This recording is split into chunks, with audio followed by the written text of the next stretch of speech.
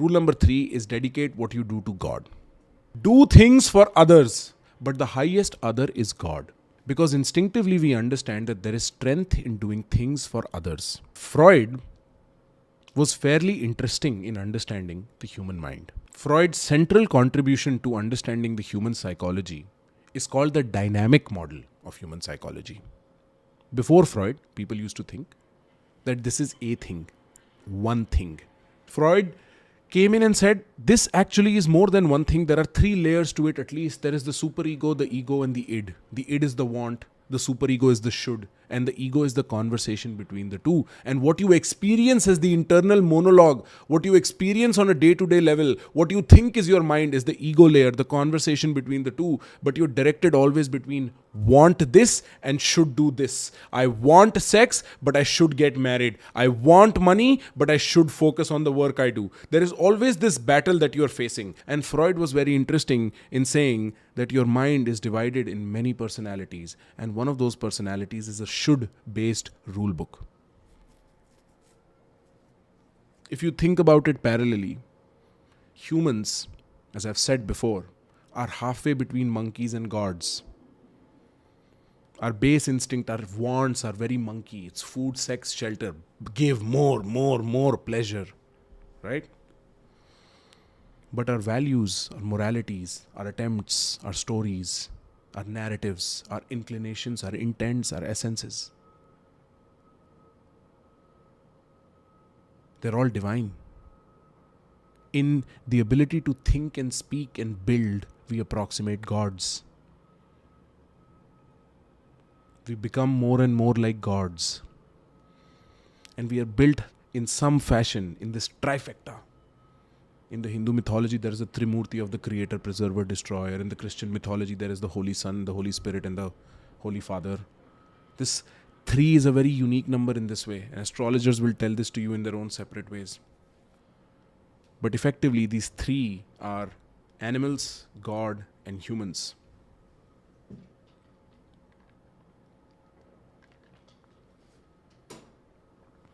So Freud was very interesting in saying that there is a superego rule book that we choose to abide by to stick in a society. And Lacan, who was a post-Freudian psychologist, said, actually it is not a rule book. This is not a rule book. This is not a set of should-do statements.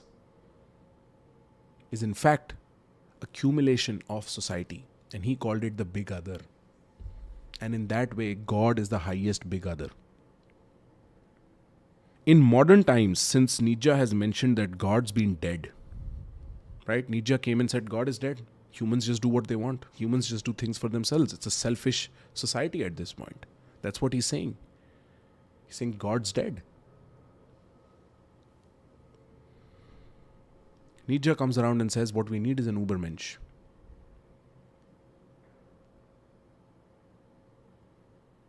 Nietzsche came around and said, what we need is an ubermensch. A man that has moved beyond being a man. And in some little way, all of us that exist in this world today are ubermensches. We are godless humans trying to become ever so powerful, ever so important, ever so strong. We are trying to become manifestations of a power that will sustain us. Because at the end of the day, there are only 2 choices. Do you do things for yourself or do you do things for others? And most people, without realizing, because they never articulate their commentary on God, because they never truly think about the other, because they never truly go to the depth of their own mind, do things for themselves. People who do things for themselves miss out on something very fundamental. People who do things for themselves think work and rewards are linked.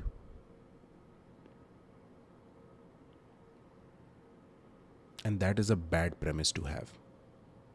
सोच के देखो, if you begin to think that words, actions and rewards are linked,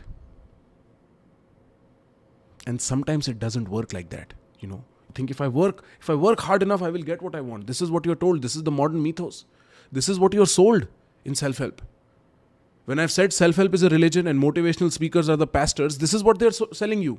If you do the hard work, you'll get what you want. This is what your parents are selling you. This is what your schools are selling you. This is the modern mythos. If you do the work, you will get the reward. If you do the work, you'll get the reward. If you do things, you will get what you want. If you're the hardest worker, if you're the smartest person, if you do it, you will get it. Look at all reels that come from the masculinity camp, the red pill camp, the self-improvement camp out in the West, where capitalism is their god, where money is their god. Look what they tell you. Notice very carefully. They tell you this: if you do the work, you will get the reward. Consider the modern mythos. Consider the necessary fiction of modernity, where action and reward are constantly linked. And sometimes life doesn't work like that. What happens when you move in life thinking, if I work, I will get the reward? What happens when the reward does not come?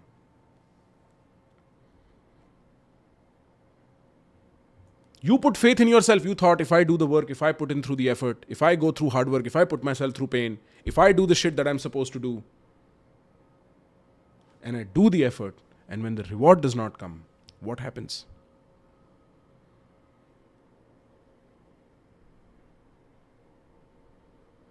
That is the moment all faith in self crumbles. That is the fall of man. That is Icarus going too far, getting too close to the sun.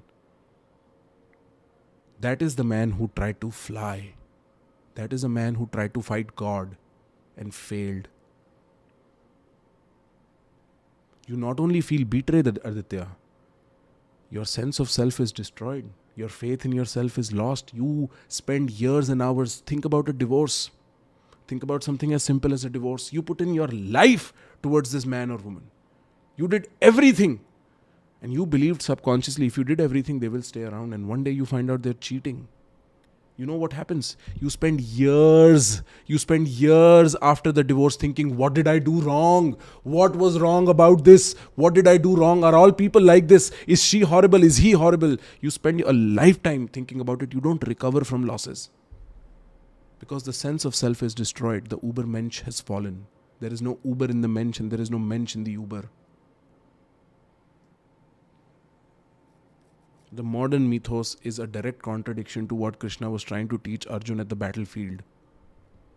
When Krishna said, Karmanyevad karaste ma phaleshu kadachan, that your job is to do, my job is to mete out the rewards. Because the modern mythos goes that everything you do for yourself. The modern mythos goes, if you put in the hard work, you will reap the benefit. The minute that thing does not happen,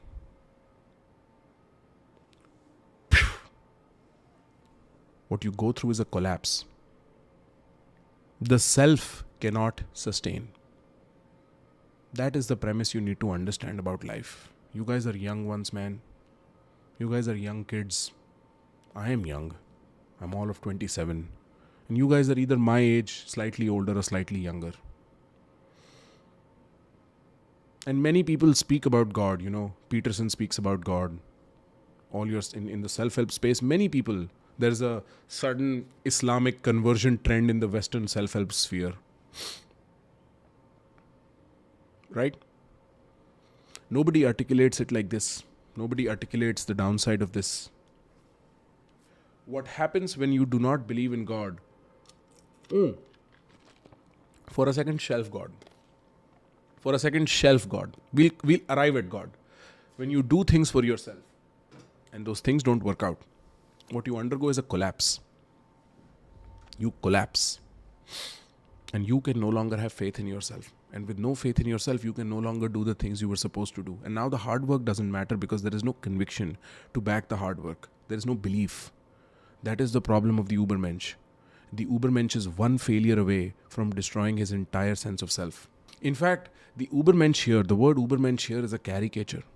Because even Nietzsche understood for a man to become an ubermensch, he has to go what he called self-overcoming. He has to overcome the self. The self is the enemy. The idea of me, the idea of doing it for myself, the idea that I can sustain it is the problem. How many people here have undergone any amount of depression or anxiety in life?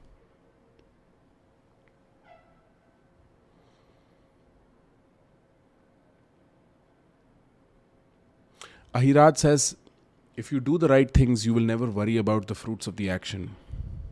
That's also not true, bro. Trust me, when you're giving exams, effort is linked to reward pretty 1:1. When you're working a job, effort is linked to reward pretty 1:1. Wait till you enter real life. Wait till things become more variable. Wait till you grow up and then shit is just random. Wait till somebody in your family falls sick terminally. If you've gone through medical situations, if you've gone through psychological problems of depression and anxiety, I'll give you a personal story. When I was going through my first round of depression, it was impossible to get up from the bed. Until my sister started seeing that I was no longer getting up from my bed. And she started wondering what is wrong with my perfectly strong hulk of a brother. My sister started wondering, my brother, who's always been this strong man I can fall back on, she was in New York back then. What is wrong with him? Why can't he get up? And I noticed that stare in her eye one day. And the next morning onwards, I was still sad and broken and depressed in all the medical ways that I should be, but I was at least not at home. I got myself out of bed, I bathed, I cleaned the room, and I left the home so she doesn't see me like that. The problem with doing things for yourself is the minute you don't feel yourself in the same way, things don't happen in the same way. You collapse. It takes one big failure to completely decimate the Sher in you. It takes one big defeat to set you back forever. But when you do things for others, bro, there is so much more strength in that. If you were responsible for your little sister, your little brother, if you were responsible for them, no amount of depression is going to hold you back in life, man. No amount of depression is going to stop you. You might be depressed, but you'll go out and make that bread. You'll go and earn what you need to earn. You'll put the food on the table. You'll make sure you're a strong man or a woman to your younger sibling, to your kids. The minute you are responsible for somebody else, the minute you do things for someone that is not you, you become much more stronger, much more powerful.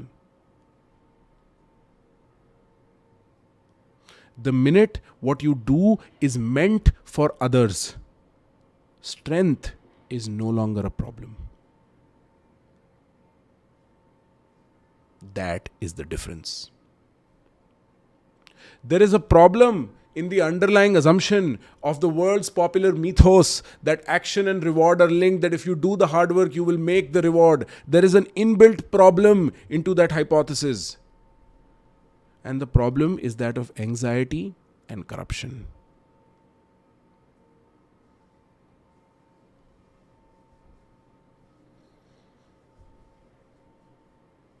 The problem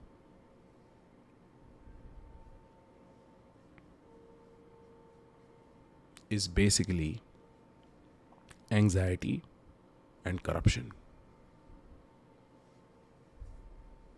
When you do things for yourself, when action and reward are directly linked, oh, I do this and I can do this, I'm so good at this, I'm so smart, I'm so hardworking, how will I not get what I want? How will I not get? When you move from that place in your life, right?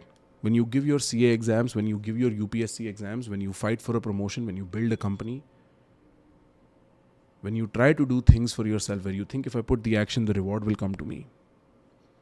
What happens very often is that when you are about to do it, you're very scared that the reward might not come. Why are you scared before exams? Have you ever wondered? Have you ever wondered, what is the obstacle? Why are you so anxious about outcomes in your life? Why? I'll come to the point on corruption.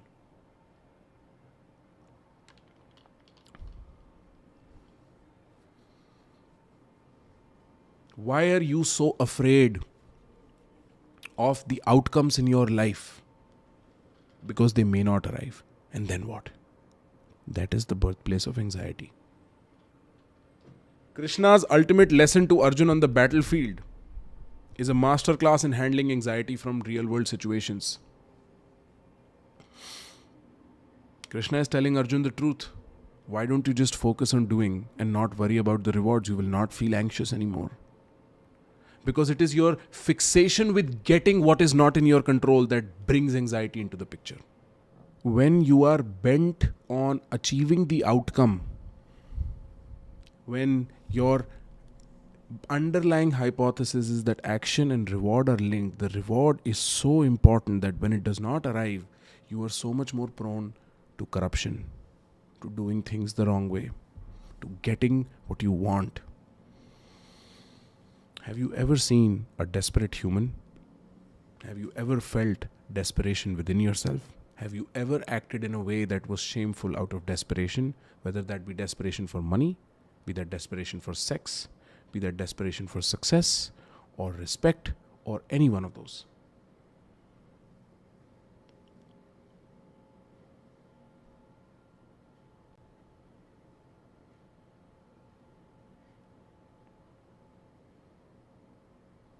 Have you ever done something that you were ashamed of because you were desperate? Were you ever in a friend group and they weren't giving you enough attention, so you said something stupid out of desperation?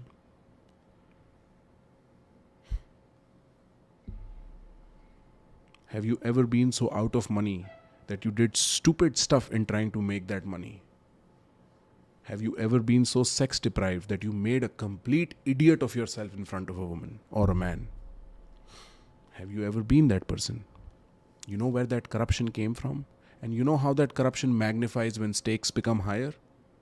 I'm a man who's worked on a business his entire life, and I lost all my savings one day because the world is random and things are not really that accountable. Sometimes shit happens for a variety of reasons that are beyond your control.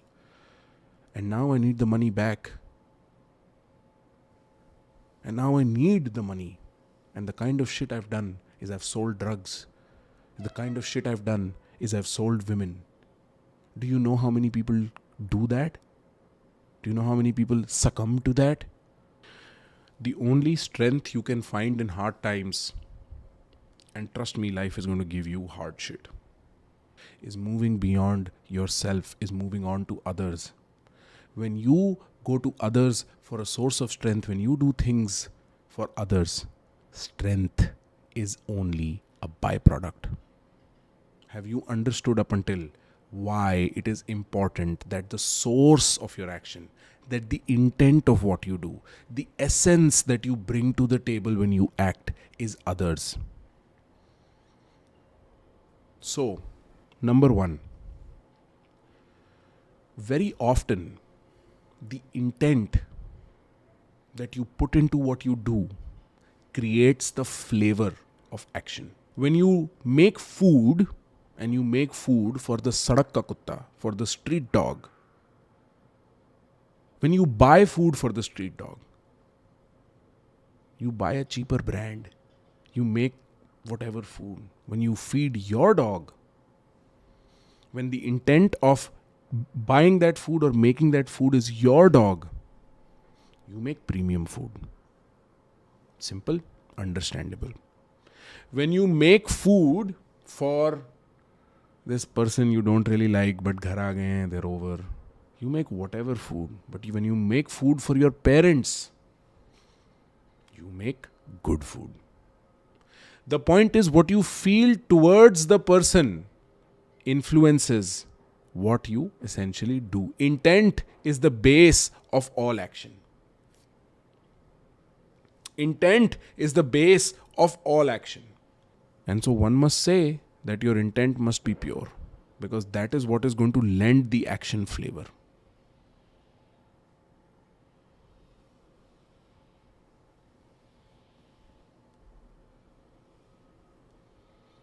The problem is, no matter who I make food for, who that person is, you always have a complicated relationship.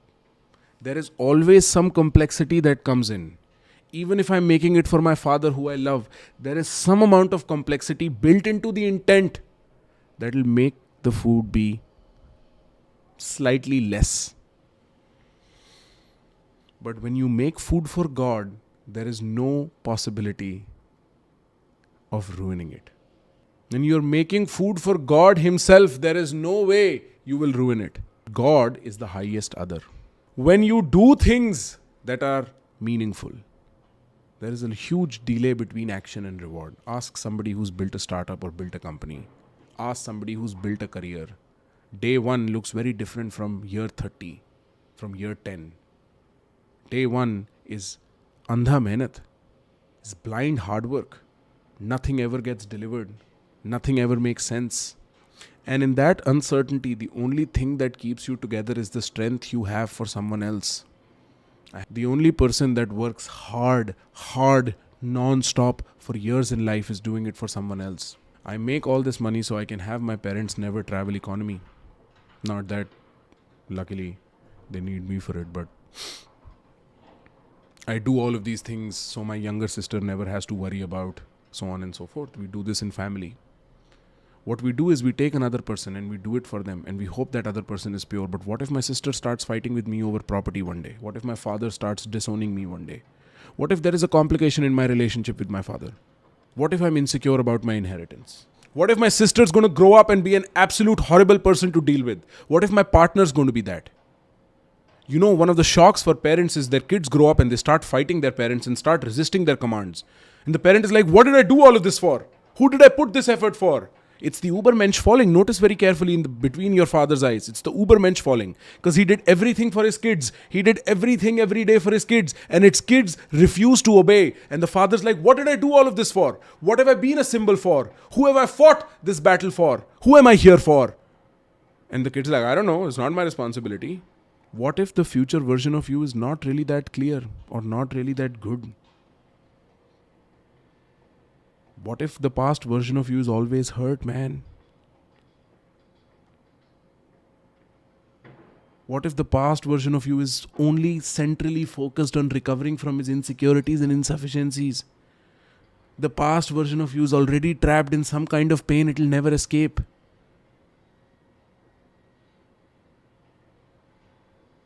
What is the purpose then, my bro? Who is the other in that case? If we can say that doing for others is strong, and we can say strangers are not good enough others because strangers can be weird, my audience can come and attack me, my friends can betray me, so do it for family, and then I can say relationships with family can be complicated, so then I say, okay, do it for your future and your past, and then I can say the past version of myself is eternally trapped in some kind of pain, and the future version of myself is not really that clear and not really that interesting. Then who do I do things for? And this is where God comes in, man. This is where the idea of God comes in. Because with God, the thing is, God is, and I mean, I'm speaking of God in a very, like, I'm not interested in organized religion. I'm not interested in the way God is sold to you with fear. God becomes another instrument of obey. God becomes another instrument of ideology. God becomes another instrument of compliance. God becomes another instrument of keeping you away from awakening. Organized religion is not what I'm talking about. I'm not talking about religion in the way where you must do X, Y, A, B, C to please God, to make sure God is happy. Not interested in that.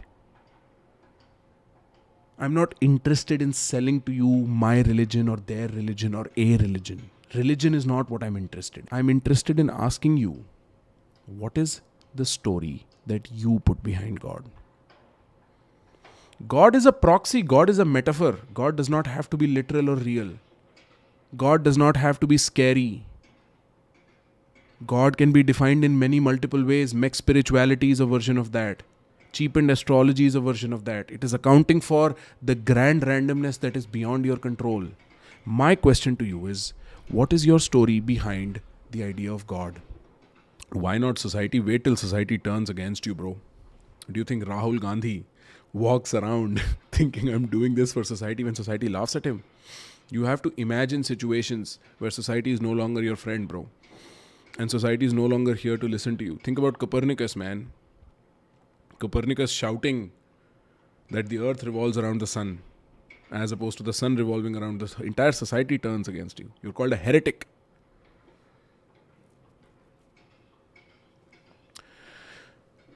Fida says, then should we work for a metaphor?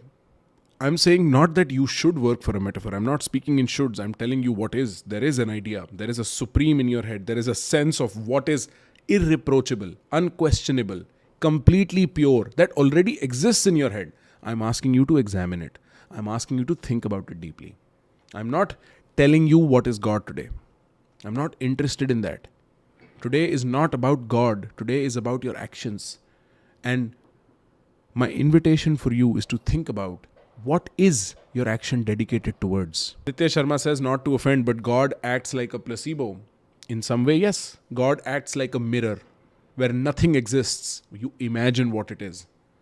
And some people think of their success as God, in which case money is the object through which you get God. This is the self-help genre of things.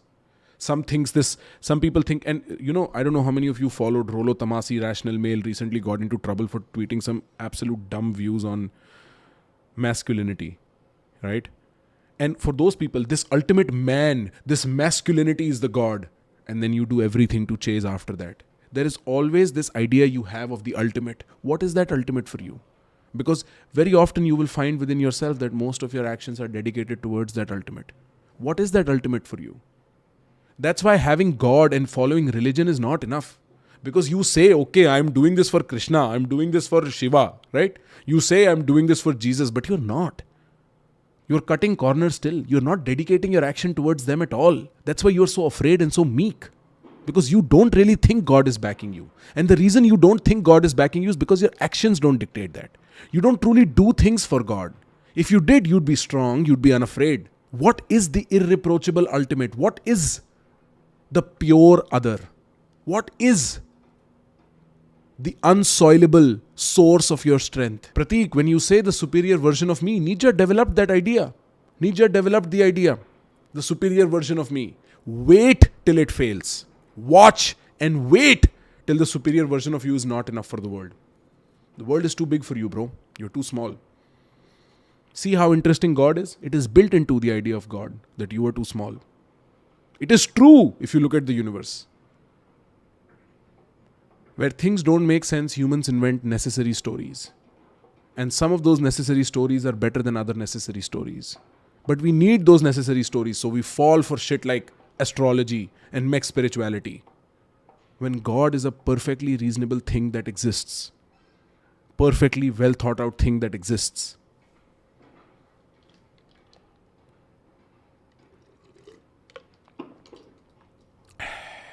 Aditya Gupta asks a very good question. Says, what's your earliest and latest definition of God? How different are they? I don't know about my latest definition. That is a video I have to articulate at some point. But my earliest definition was a literal God, right? A God in the sky. And that's completely untrue. There's no God in the sky watching over me. There's no God in the sky watching over me. After that, in my atheistic arc, in my completely atheistic arc, right? Like militantly atheistic arc, it was my parents. And to some degree, I still fall back as the ultimate to be my parents. This image of my parents, right? The idea of my parents, which is slightly different from my parents really, Real parents to इंसान है, उनकी गलतियाँ हैं, उनके कमियाँ हैं उनमें. This idea of my parents, and that sort of gives me strength. One very interesting thing happened when my grandma passed away a few years ago. And my dad started dedicating a lot of what he did towards her. I started doing that. दादी देख रही है ना, देख तो रही है अम्मा, कौन रोक रहा है, उठा लो आके, करो कोशिश, अम्मा देख रही हैं. Om Madhyar is articulating the primal instinct of thinking God is me. Wait till that fails. It's going to crush you. And if it does, come back to this video, big deal, bro. Work with the hypothesis. I'm not asking you to believe in what I believe. I'm asking you to reflect. I'm asking you to think about what your definition of ultimate is. Because your definition of ultimate is the source of your strength. And if that can be broken, then you can be broken. Run with your ideas. I'm all for it. Run with your definitions. And once it fails, come back to it and watch it. When big failures arrive, when tragic situations happen, when things seem uncertain, think about it. When your father is in the hospital bed, when your mother's on the hospital bed, when you have no more money left in your bank account, when you do not know how you're going to sustain the faith and trust of all these people, when you do not know these things, then ask yourself, who are you looking at? I used to think older people are weak in that they face life and they get beaten up and they get broken and they turn towards God for help. In fact, older people are wise is that they realize that no matter what they do in their youthful energy, it will never be enough to fight the universe. And therefore, they need a source of ultimate strength. And then they start believing in conventional wisdom and God. The problem with mech spirituality is that it never defines what the ultimate is. It just does not go there. It never attempts that. It is religion without God is spirituality. That's what they try to do. They try to sell you religion, the worst part of it, the dogma around it, the narcissism around religion, and they even remove the best part of it, which is God. And that's what they package and sell to you as mech spirituality. And the emotion they incite in you is that of wonder. You're like, wonder, wow. And you watch that shit, thinking you'll acquire a story, a sense, a way in which you could make sense of the universe. But it's just selling to you your own narcissism repackaged over and over. That is mech spirituality. I'm not thinking God is the maker of the universe. I think it's a very silly argument when people are like, oh, so what created the Big Bang? It's linguistically limited, it's logically limited, it's just poor argumentation. It's just poor argumentation. I am not a big fan of the creator as if he created this. I don't think God had time enough to give me this sense to talk to you about God. If God was a person, he's too busy, man. I'm not a big fan of that version of God at all. And I'm not interested in religion. I'm asking you, what is your ultimate? And what are you going to do for it? Do you see Krishna as God or mentor, guru? I see Krishna as a metaphor. I see Krishna as the perfect mix of the masculine and the feminine. The ability to deceive, manipulate, and still fight for the righteous. Krishna was a very political man, but completely virtuous regardless. Krishna knew how to flirt and play, but never cross objective lines. Krishna was, for me, and it is partly because my family is from Vrindavan. My sister's name is Radha, right? Krishna to me is God in some sense. And I'm glad I found him. And I'm glad I found him because of the conflict I had online. I'm glad I put that line in my first video where I said, Shri Krishna dekh rahe hain, because that made me reflect. Because that opened the door for me in that moment to look at God properly. God has strange ways of getting into your life, bro. If you're a thorough man and if you want to think properly about the problems of your life, if you're really interested in what we do here, which is articulating the unconscious, the fundamental question is, who's your God? Who's your God? The stories I recognize are stories. I'm not interested in proving Krishna was a real person. I'm not interested. For myself or for you. As a consumer or a creator. I'm not interested. I'm not interested. I'm not interested in asking you to go to the temple, bro. I'm not interested. I'm nothing. I'm not interested. You fold your hands and you look upwards and you say thank you. I'm not. I'm interested in who do you work for when nobody's watching. I'm interested in where is your strength coming from when the results don't show up. I'm interested in who do you surrender to when nights are tough and when you want to cry and when there is nobody behind you to look after things. I'm interested in asking, what do you find when you look at your father's face or your mother's face or your sister's or your brother's face? Who are you looking at? What is it that you're seeing? I'm interested in asking you, what is the filter you have towards the world? And why does it not go through something well thought out? Why does it go through astrology? Why does it go through dumb shit like that? Why does it not go through something that is worth investing in? Why are you so silly? You are not silly when you buy a car. You are not silly when you buy a phone. You are not silly when you buy a term insurance. Why are you silly when you buy into mythology? Why don't you buy into the perfect, the good, the better mythology? Why are you so cheap with yourself on an intellectual level? Why are you weak on the level of thought? Why do you have to believe dumb shit to keep yourself flowing? Why can't you believe good ideas? Why don't you spend your purchasing power on good ideas? Why don't you set yourself up and your kids up and people you're responsible up for a better life with good ideas, with good actions, with good assumptions? Why are you so easily foolable? Why are you so easily manipulatable? Why are you so desperate for sex and money? Why? That is what I'm interested in.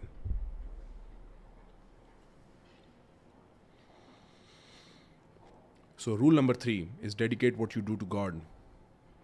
Do things for others. The highest other is God.